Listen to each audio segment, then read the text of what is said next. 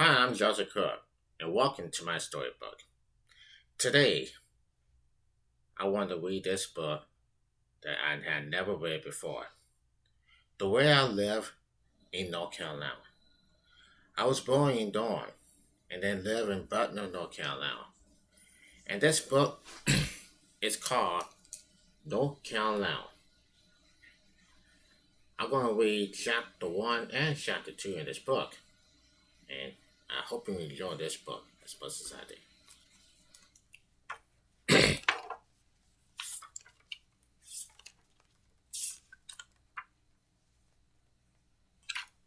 Chapter 1. The Blue Skies in the World. From the sandy coastline of the Atlantic Ocean to the dwelling peaks of the Appalachian Mountains, North Carolina is full of nature, wonders, and breathtaking beauty. The Atlantic Ocean forms North Carolina's entire eastern border, which stretches for its approximately 300 miles. Tennessee sits on its boundaries to the west, with South Carolina and Georgia making up its southern border, and Virginia doing the same to the north. Despite its wide variety of natural landforms, North Carolina is not considered a large state. It ranks 29 in size among the living states, with a landmass of 48,711 square miles. Another way of describing North Carolina is saddening that it is 500 miles long at its widest point and 150 miles wide, and it's divided into the three distinct global regions. Scientists have classified three different regions that make up the state of North Carolina. Traveling across North Carolina from east to west, the land begins at the sea level along the Atlantic coast plain, then slowly rises across the Piedmont Plateau and up to the tops of the Acclimate Mountains. The Atlantic coastal plain. The coastal plain includes both the narrow, sandy shores along the Atlantic Ocean and the bold plains and pine forests that spread nearly 100 miles from the shore towards the center of the state. The eastern portion of the Atlantic coastal plain and is also referred to as the trade water relation. The portion that is farther inland is called the coastal plain. The Tidewater section of the Atlantic coastal plain contains all the state's Atlantic shoreline, as well as the marshland that runs parallel to, to the coast. This is the area that is most affected by the ocean. Millions of years ago, much of this area was underwater. The land in this area is very flat and average less than 20 feet above sea level. Farther inland, the inland coastal plain is a combination of rich farmlands and swamps. Many rivers, creeks, and bays district the inner coastal plain, and in some places spread out across the land and find swelling swamps and muddy marshlands and more marshlands. The thick trunks of live oak trees and blind creepers rise out of the swampy landscape. On the downland farmland, crops such as peanuts, soybeans, sweet potatoes, and tobacco are grown. Because the inner coastal plain is higher than the Tidewater region, more water is able to drain off it. At the northeast corner of the Atlantic coast plain is the Great Vermont Swamp. The swamp lies partly in Virginia and partly in North Carolina and covers more than 111,000 acres. of forest wetlands.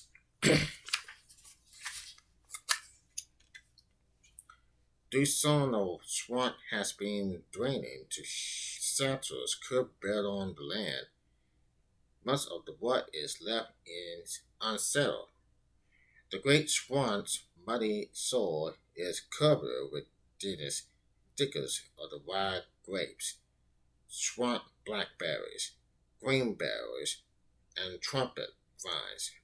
Foreigner snakes make their homes in the underground, although a number of walls and bikes paths have been cut through the jungle-like terrain. The major of the swamp is difficult to explore on foot. According to local legends, the dismantled swamp is full of the bodies of hunters and hackers who wandered into the dense manslaughter and never returned. At least these are the stories some residents like to tell. Most of the North Carolina's coastline is protected from the strong winds and rough wells of the Atlantic Ocean by a string of sandy reefs and narrow islands known as the Outer Banks. This chain of islands stretches all the way from the state's northern border to Cape. The layer of the lake. The Desmond Swamp is filled with a strange plant called foxfowl, which absorbs the sunlight during the day and emits an yellow green glow at night.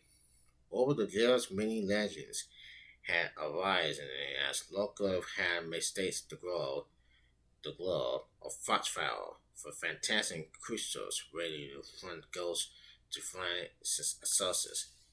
Here's one of those legends. Long ago, a long Indian Maryland died a few days before her wedding. After her death, the warlord who was to have married her became deeply depressed. He refused to talk to anyone and spent more time alone, sitting and walking. One night, even the lone warlord told his friends that he had seen his lost love paddler a bright candle across the waters of the Dealing Lake. The blond man became obsessed with the idea that had the man had left her grave and pattering into the darkness of the dismal swamp. Each night he walked to the edge of the swamp and whined, as if he had sensed hard to show up. Finally, he left his village for good. His friends believed that he had gone into the swamp in search of her. He was never heard from again.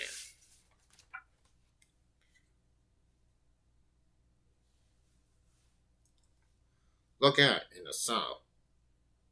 The islands of the Outer Banks are poisonous for their sandy beaches, which runs like a brilliant white river between the state's Michigan and Atlantic blue waters. At Lance Head and Kills Devil's Hills, the flat beaches rise up dramatically into high-end sand dunes.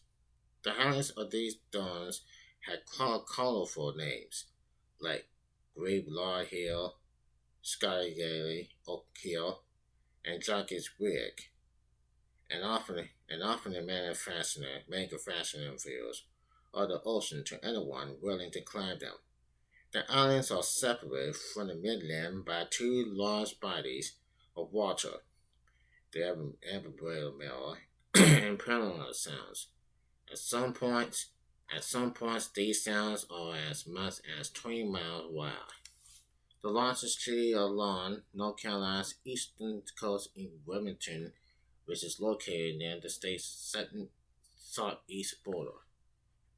Wellington is a port city sitting on the Capeville River, which flows out to the ocean. More than 99,000 people live in Wilmington, a city that is home to the University of North Carolina at Wilmington, as well as Screen Green Studios, one of the biggest motion picture and television studios outside of Hollywood, besides the university and the movie studios. Wilmington is a popular tourist destination became because the city's location is close to the ocean beaches. Other towns sustaining on the coastal plain are Jacksonville, Morehead City, and Elizabeth City. About midway down the coast is the Calicotta National Forest, just north of Jacksonville. Contour is more swamp than forest and is home to a large collection of carnivorous plants that eat insects, white trailer deer, white tailed deer, black bear, turkey, squirrel, quail, raccoon, milk, and otter also make their homes there. More commonly seen, God are reptiles. Although alligators do live in a swamp, hikers are more likely to spot the snakes, such as cottonmouth muscations, canebrake rattles, eastern diamondback rattles, and copperheads. All of them venomous. The Piedmont planter. The Piedmont planter. Piedmont comes from the French language and means foothills, stretching down the center of the state from north to south. However, the Piedmont planter needles begins not ends in North Carolina. It starts in New Japan and runs parallel to the Atlantic coast and the Appalachian Mountains, all the way south to Alabama. The Piedmont is about the same size as the coastal plain, but its makeup is much different. The Piedmont is a versatile low, rolling hills that range from about 200 feet to about 1,500 feet above sea level. Scientists believe that about 300 million years ago, the Piedmont was a mountain range that has, over time, eroded to its present state. The soil of the Piedmont, unlike the soil of the coastal plain, is red, clay-like, and generally not very friendly. There are several rivers in this area that are not easily navigated, but have been put to work as sources of electricity. Also, in this area are rocks that contain gold and other precious metals. Campbell's country has been given the honor of being called the site of the first U.S. gold rush, which occurs in 1799. Gold miners were still looking for gold during the 1930s. Although this portion of North Carolina contains clusters of farms, many of which grow tobacco, the Piedmont is known primarily for its industry and surrounding cities. The five largest cities in the state, Charlotte, Greensboro, Winston-Salem, Durham, and the capital of city of Raleigh, are all located in the Piedmont region. In the Piedmont southeast corner are the Sand Hills, in contrast to the heavily unbrazen northern and western Piedmont. The Sand Hills are mostly wood, grasses hills, spruce orchards, and pine forests are much more common in the Sand Hills than is the occasional small town with vast green meadows. The Sand Hills are also a popular place to raise horses.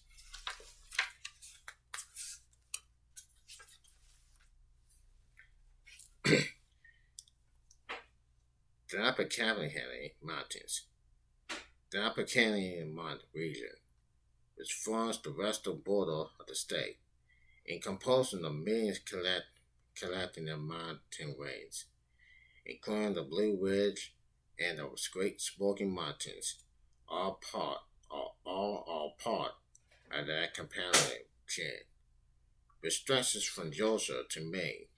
The region is famed for its spectacular fall colors, which comes from the changing leaves of a wide variety of trees, more than 120 of them.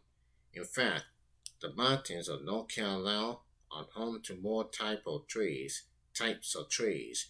than exist in all the countries of European combined. The visual is the most beautiful in the early morning or just before sunset, when clouds of fog often sail like a smoking blue haze over the dark mountains. The Cherokee Indians who lived in the area before the first European settlers arrived references to the North Carolina mountains as the place of blue smoke. Among the most spectacular sights in the region are the taller peaks of Grandfather Mountain and Mount Mitchell, which are 6,684 feet, is the highest point in North America east of the Black Hills of South Dakota. There are a total of 43 peaks in the North Carolina section of the Appahannock that exceed 6,000 feet in elevation. Another 82 peaks rise between 5,000 and 6,000 feet. Some of the rocks that make up these mountains are as much as 1 billion years old. It is in North Carolina that the Appalachians reach their greatest level in elevation, rising far above the clouds.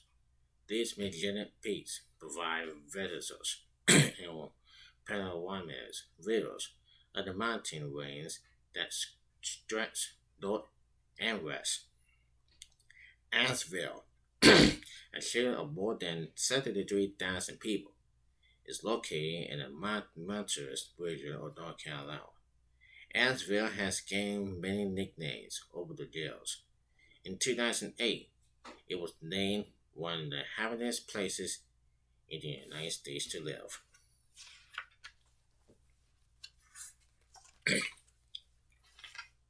Rivers and waterfalls.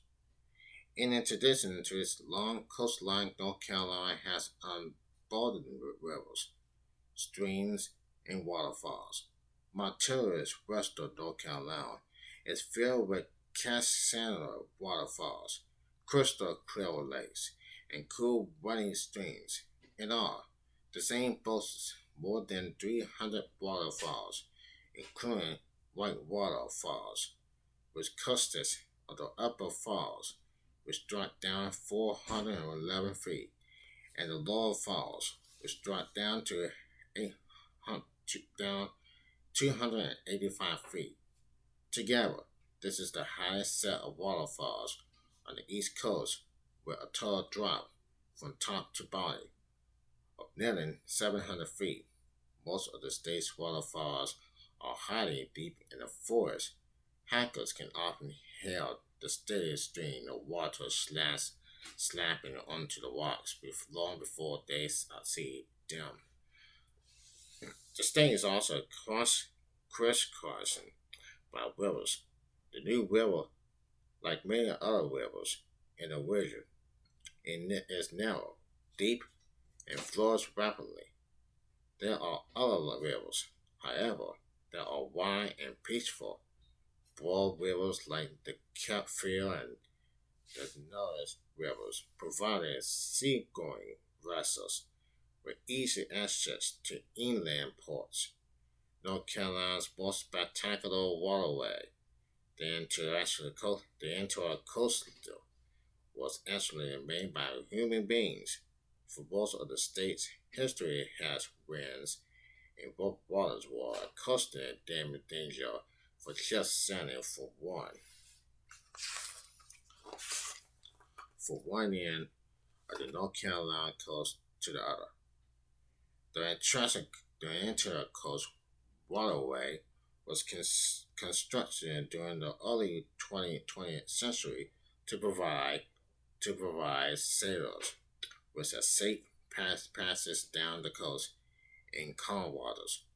The interesting interregional waterway connects the National Island Waterway between the Quarter Banks and the Midland with dozens of rivers, streams, and small lakes, forming one continuous inland peninsula.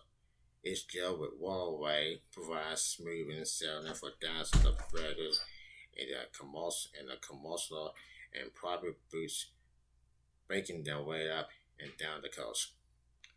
Trees and plants, along with the dramatic driver, driver scenery of the town of North Carolina, provides dreamers with the stunning variable trees, flowers, and other plants. The dense mix of the red spruce, Fraserfowl, hemlock, and tall poplars that crowd the mountains, lotus slopes get down a deep blessing green hill all along the mountain sides, purple mountain laurel, orange flanner and zeta, and pink cannonball, Robin Hood dodo provides splashes of color. The hillsides of the Piedmont are found with huge oaks and hickory trees, which towers above the red maple, dogwoods, and sawwoods. The crown of the lowlands to the south, the wood hills of the St. Hills and dominated by long-leaf pines. Throughout the Piedmont grows an astonishing environment of wildflowers, often in densely multicolor combinations. Among the more common are the brilliant orange blossom of the the tiny purple buds of the blazing star, and the filial red petal of the shepherding poppy. The warm, damp water and sandy shores of the coastal plain and Barrels Islands create an ideal environment for oaks, lobby and pine, and insect-eating plants, such as the Venus flytrap and the pencil plant, the sweet nectar that coats the inside of the pencil plant's deep. Further shopping lip attracts webs and bees, attracts wasps and bees. Once inside, the insect slides down the full length of the leaf to its base, where it drowns in a pool of liquid. Animal life. Animal life also varies widely from one end of the state to the other. The dense mountain forests of western North Carolina are home to beavers, bobcats, boas, and black bears. Mountain hawks are so high above the trees. North Carolina's mountain also in ideal places to find shade meadows. In fact, most species of salamanders live in a region than anywhere else in North America. The giant spotted salamander, known as the hellbender, can be seen securely near the entrance of caves of western unsheltered, moss covered stones, bending woodpeckers, and hawks' nests in the Piedmont woods. The elves, manders, and frontlands are filled with bright white colors. The sky red wolf is one of the scariest species. The red wolf. The sky red wolf is one of the scariest species in North Carolina. Whereas red there's brown fur and black streaks, it is also one of the most intractable. The red wolf originally lived throughout the southeastern United States by the 1960s. However, hunting and land development had driven the wolves from their homes. Fortunately, scientists were able to keep a few of the animals alive in captivity until they could find somewhere for them to live. The red wolf was declared intentionally in a wild in 1980. The red wolf was reintroduced to North Carolina in 1987. At that time, four pairs were released into the marsh land of the Alligator River National Wildlife Refuge. The area was chosen for its warm weather and the absence of human and land development. The area was also an ideal because the white-tailed deer, raccoon, and other small animals that lived there will provide the wolves with abundant prey. After the wolves were released, they quickly began to reproduce. As soon as a newborn red wolf is located, it is outforded with a radar transmitter. This enables scientists to keep track of its whereabouts and safety. So far, the project has been a extremely success. Today, only 100 to 120 red wolves are known to exist in the wild.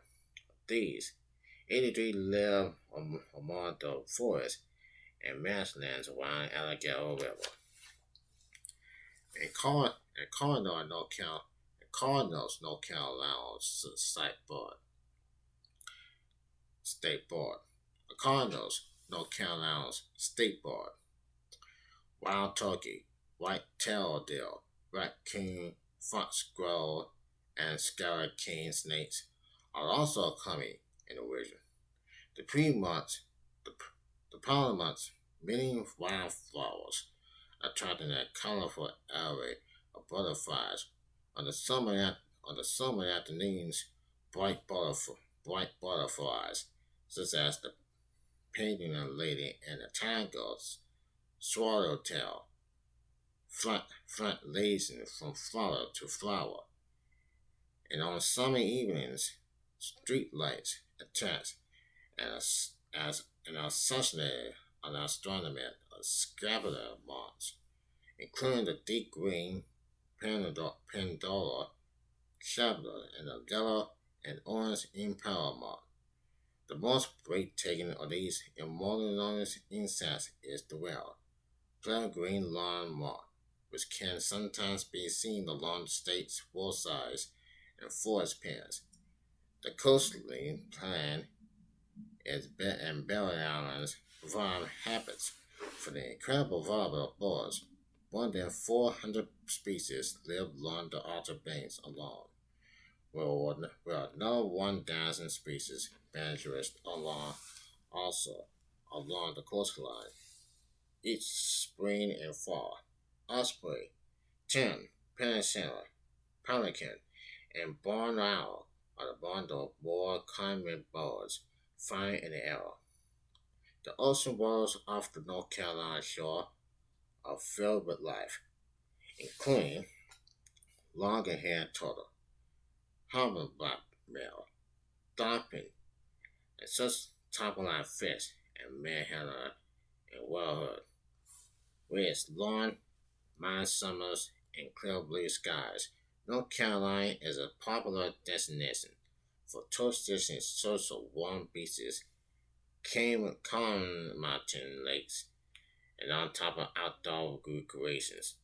The average high temperature is 90 degrees Fahrenheit during July and August. The average low temperature during December and January varies from 28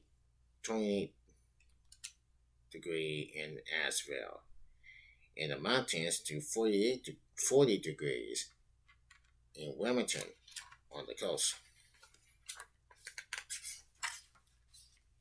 North Carolina receives a tremendous amount of rain and snow during the year. The southwestern mountains. North Carolina receives a tremendous amount of rain and snow during the year. The southwestern hills receive 75 inches of both rain and snow a year, where the northwestern mountains receive only 40 inches. Across the state, the heaviest rain occurs during the hot days of July and August.